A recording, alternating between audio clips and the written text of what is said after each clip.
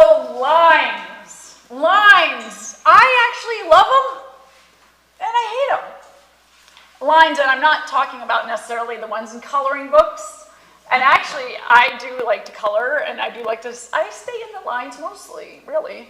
Might surprise you. But no, I'm talking about the lines we have to stand in, the ones we have to wait in. Now, it might seem odd that I say that I love them, but you know what? These lines at the grocery store, the bank, or traffic, they serve a purpose. Lines are meant to create order out of chaos. Order out of chaos, to impose some kind of orderliness. And I appreciate that. As someone who has for years loves going to amusement parks, Cedar Point, Six Flags, Disney World, I have stood in my fair share of lines. And I think it's so important, especially for those of us like me who I would get up very early, especially on my vacation, to go get on the Disney bus from our lodge to take it to my favorite park, Animal Kingdom. That's one of the parks down at Disney World. Now, did I say I'd get up early? Yes. I would get up very early those mornings because it's my favorite. But I wanted to be first in line, or as close as I could, at the opening of the park. And I know that I come off as a kind of nice person, easygoing, but those days, what are you laughing at? What are you laughing at? I thought I was, but okay, but maybe not. But those mornings, I transform into this kind of watchful, territorial being, because there is no way that I was going to let someone get in front of me. I would use my glare,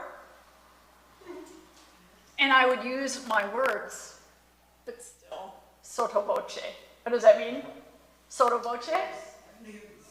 Underneath, yes, quiet. I'm not the type to yell at people, but I will certainly say something to the rest of my family quietly if anyone is rudely trying to jump in line ahead of us.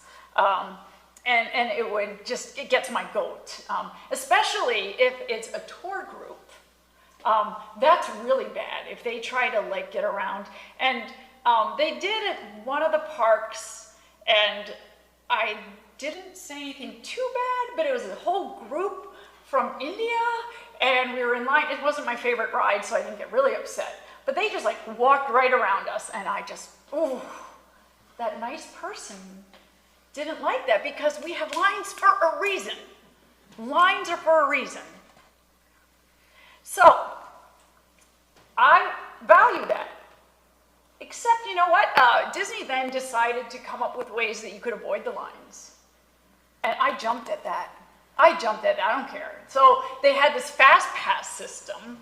I forgot to bring my shirt. I even made a t-shirt that said, "Be gone, I have a fast pass." It had Maleficent or something on there, one of the evil queens, and it was like, "Be gone, I have a fast pass." And what you do is you go to a machine with your ticket or whatever, your wristband, and then you get a timed entry. So you didn't have to wait hours and hours as some people do. And so I love a line for one reason, but I'm not going to sit in it for no reason at all. So I would do that so I can ride my favoriteest ride in the whole wide world, the Kilimanjaro Safari Ride at Animal Kingdom. Love it. So the other thing that more recently, besides Disney World, other places have systems with lines, and just in Europe, this past month, the other month, you have to buy a lot of tickets now to get in to see things, because I don't know if you've noticed or heard that tourism is huge in Europe, and it's just packed with tourists. And if you don't get your ticket ahead of time, you might be standing in line for a very, very long time to see and get into things, even to get into churches and stuff. So when we were in Europe, I had bought a lot of tickets ahead of time, so we didn't have to wait. Except for I didn't buy one for the Sainte-Chapelle in Paris. It hadn't been on the list that my boys had given me. I instructed them to give me the list of the things they wanted to see. They didn't mention it, so I didn't buy any tickets or even explore it. But we stumbled upon Sainte-Chapelle, and they decided we should go in here. The thing is, there was a long line. That's how we figured there was something there, actually. There's this long line on the sidewalk. And when we asked the people, they said, oh, they were the line, they had bought their tickets. So even with the tickets, there was a really long line. And so I'm looking around and I'm like, where's the line to buy tickets? And we asked one of the folks working there, monitoring the line. I love line monitors. They're my friends. But anyway, so we asked the employee, where do you go to buy the tickets to then, get in the big line? And they showed us this entryway. We walked in there, went through security at that point, because you got to go through security. Went through security, walked into a courtyard, saw the ticket booth, went to the ticket booth, bought the tickets, and then we were directed to go right into the building. Right, we walk in, I don't know, Sainte-Chapelle is a Gothic church that is just like, it has very little walls, but it's all stained glass. It's beautiful. You walk in there. And so I look at the kids and we're like, all right, whatever, we do it. And so we go in and we're looking at everything and we have a great time. We go down to the exit, which is always through the gift store. We should think of that here. But anyway, go through the gift store and we're on our way out and we see the people who had been waiting in line just going in to the building right then.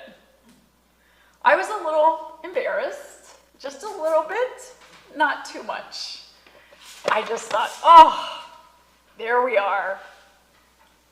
Well, that experience gave me kind of an insight or helped me to hear this parable of Jesus in a new way. For me, it was a bit awkward. But again, I was so very thankful.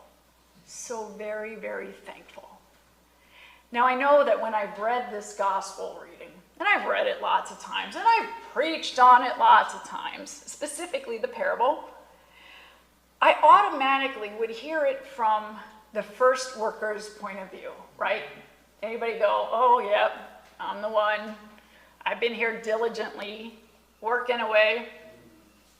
So I would hear this story from those who worked all day and got the same pay as those who worked only 1 hour. And so it was so easy for me to connect with that indignation because it's like these people skipped the line, in a sense, that I would feel cheated. It's not right that some folks, latecomers, get the same pay.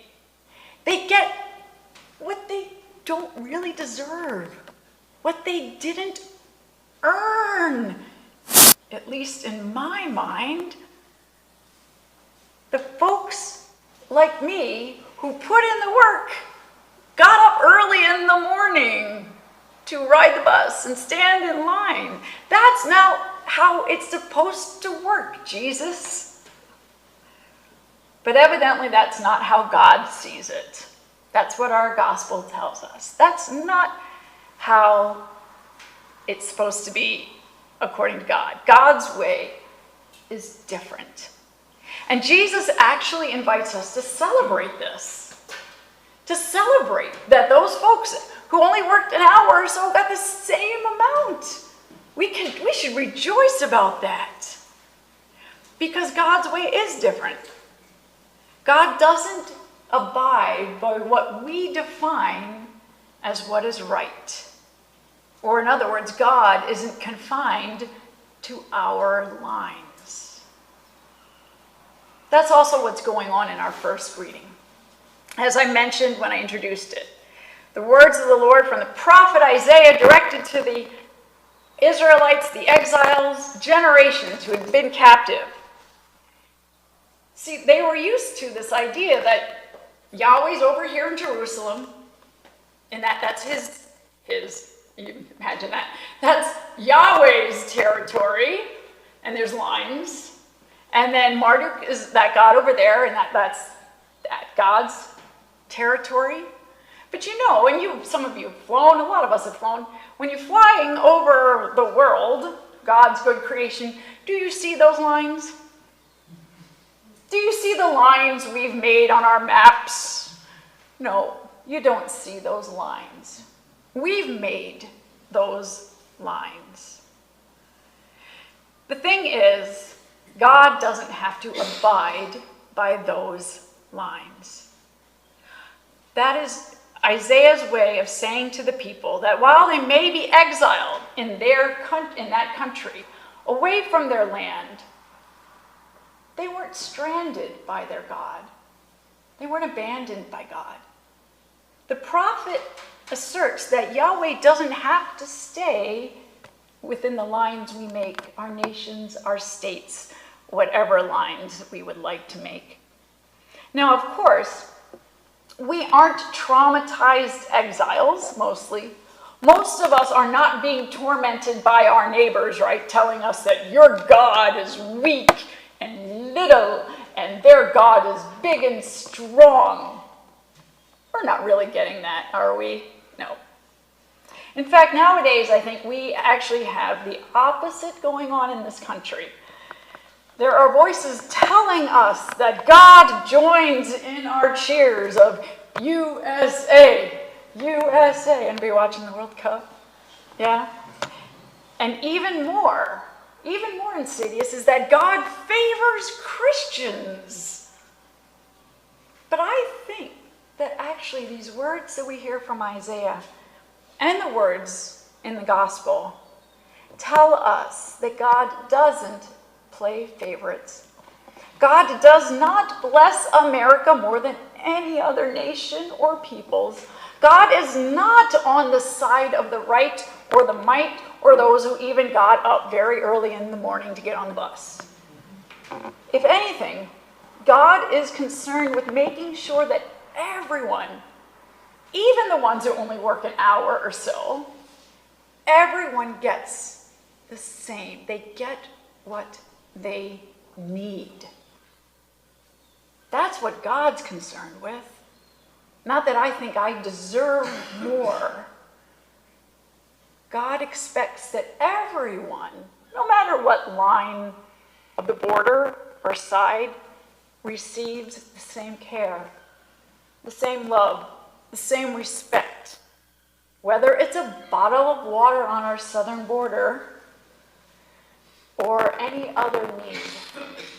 So that is good news for us. It really is. The good news is that God is the God of all, and God's love is not confined in our lines. Amen.